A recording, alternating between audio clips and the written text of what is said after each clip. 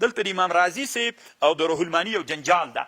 جنجال به طالبانو په خپل ځای پرېږدو. زه به یوه بل خبره وکړم. دا صبح صادق چې راوخیزېږي طالبانو که نه، دا صبح صادق چې راخیزېږي نو دا څنګه راخیزېږي؟ په دې باندې طالبانو امام رازي یوه خبر کړې ده. ګوره دا د مځکې کره ده، ښه د مځکې کره ده. د مځکې په سر باندې طالبانو بله کره ده، هغه د هوا کره ده. د چا کره ده؟ د هوا کره ده طالبانو. دا د هوا کره چې ده تر څو پورې چې د مځکې ته نږدې ده د هوا کثیفه ده. څوک ده؟ او تر څو چې طالبانو لوړېږي د هوا لطیفه کېږي، باریکه ده. تاسې په خبر پوه شئ؟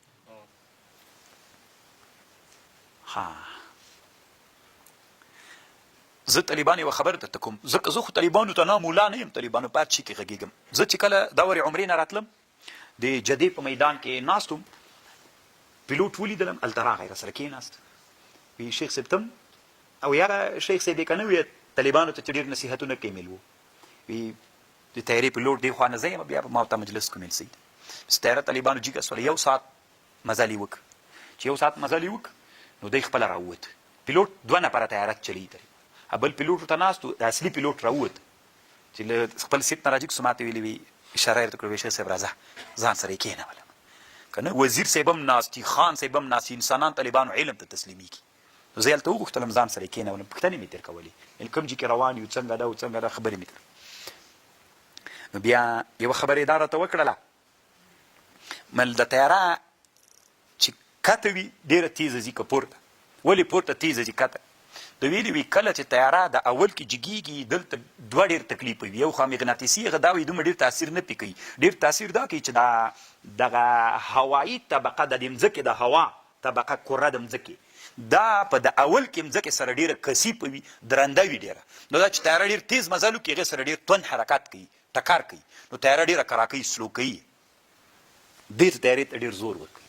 او چې طیاره پورته سي بیا هغه هوایي طبقه لطیفه او باریکه سي. چې باریکه سوله بیا هغه ټکر چې له هوا سره کوي بیا هېڅ دومره تاثیر نه پرې باندې کوي. مل عرفتو ما خپل علم ځان ته حاصل او طالبانو که نه دم پوښتنې رانه کولې، ما هم پوښتنې ترنه کولې. بیا جایونه راکتل، دا جای وینې دا د ایران سرحد ده، هلسې تاو ده، دا یې نه زموږ د هلمند سیند ده، درته ښکاري هغسې هلته مشهد ټول جایونه یې راښودل. یو ساعت ورسره ناست وم، بیا بېرته راخلوستي. نو اوس طالبانو تاسې د ما په خبره ځان پوه کړئ، دا طیاره څه ده؟ وایي دا کره هوا، دا یوه کره د مځکې یوه طبقه ده، د مځکې نه پوس یوه بله څوک تاو ده، هوا طبقه تاو ده. دغه د هوا کره څه ده؟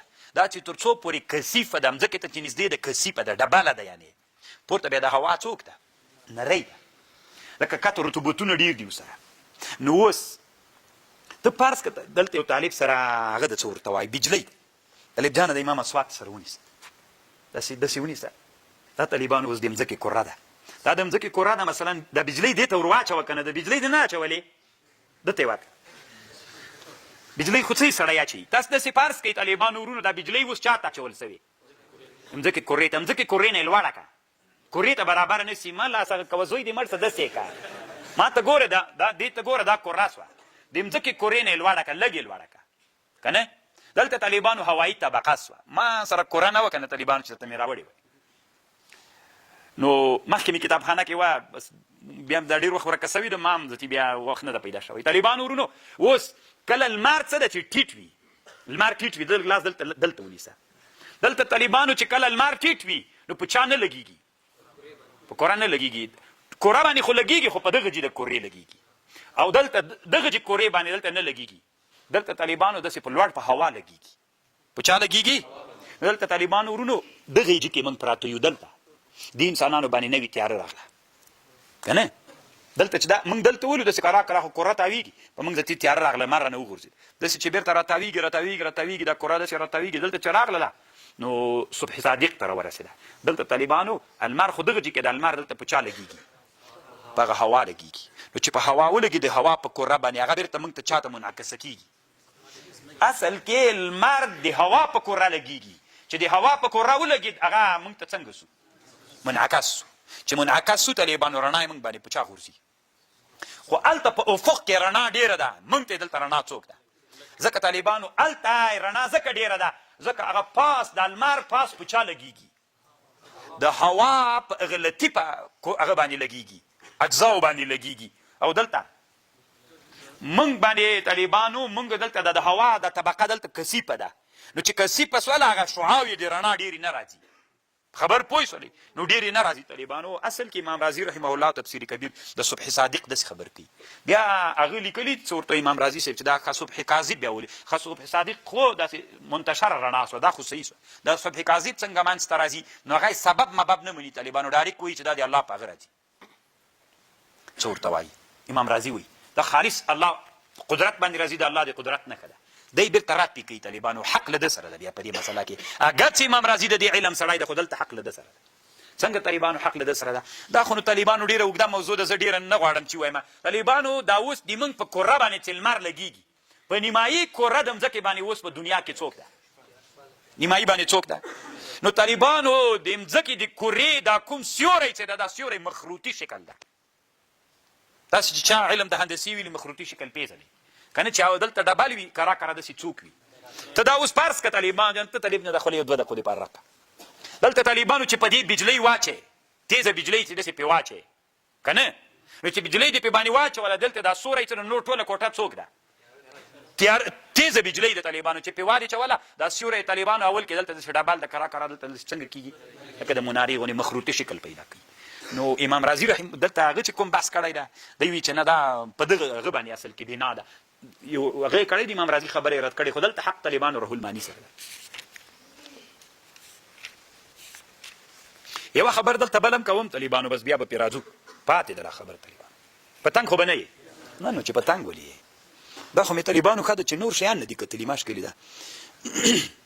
ما نن تحاتوپ هم راخیستې وي طالبانو، تحاتوپ فلسفه هم راخیستې وه، بېرته مې کېښودم. د طالبان داسې نه سي لکه د مفید طالبین د زړې ښځې خبره، هغه ته به وایي چې دوه هغه وکړي، هغه به مړه سي که نه، چرګه مړه سوې وه طالبانو که نه، هغه ډېره دانه یې ورکړې.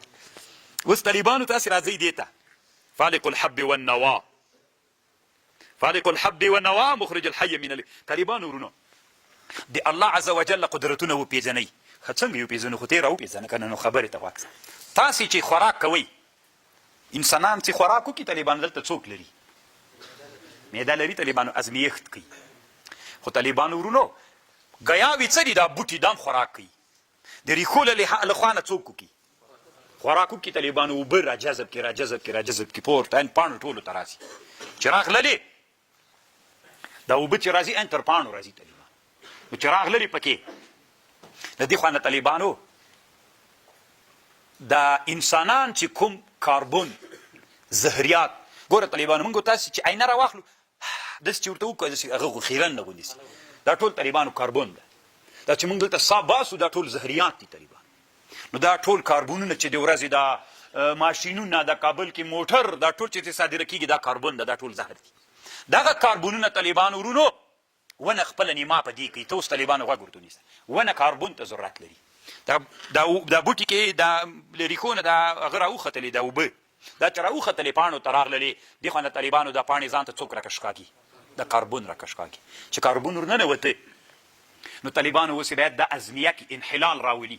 الله عز وجل چې تیاره ونې ګوري طالبانو، ونه چې لمر نه وي په غجې کې، ونه بوټي ګیاوې څوک نه کوي. تاسې لیدلي زموږ د احنافو کتابونو کې راځي یوه قاعده ده طالبانو، وایي ضرر فاحش، که ته له خپل ملک نه انتفاع اخلي خو چې ضرر فاحشو نسي اخیستلی. یوه مسله طالبانو شارحینو د فقه داسې لیکلې، مثلا ما دلته غاټ غاټې ونې کېښودلې، هلته د بل سړي څوک ده؟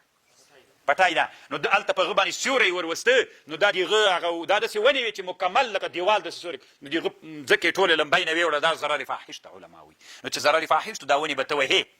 اوس ولې طالبانو چې لمر نه پې باندې لګېږي هلته ولې څوک وده نه کوي؟